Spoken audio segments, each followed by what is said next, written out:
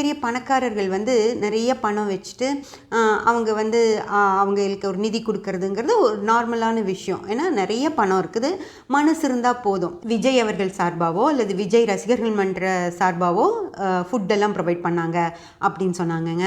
அதே போல் சூர்யா கார்த்தி அவங்க வந்து பண உதவி செஞ்சுருக்காங்க அப்படின்னு சொன்னாங்க. அந்த மாதிரி நிறைய பேர் நிறைய செஞ்சுருப்பாங்கங்க.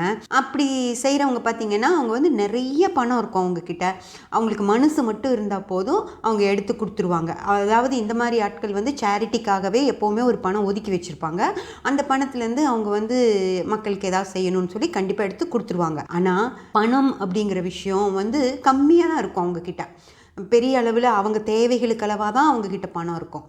ஆனால் அந்த அதையும் தாண்டி மனிதநேயம்னு ஒன்று வச்சு இவங்களுக்காக நம்ம ஏதாவது செய்யணும் அப்படின்னு சொல்லி வர்றாங்க பார்த்தீங்களா, அவங்கள பற்றி தான் நான் இந்த பதிவில் பேச போகிறேங்க.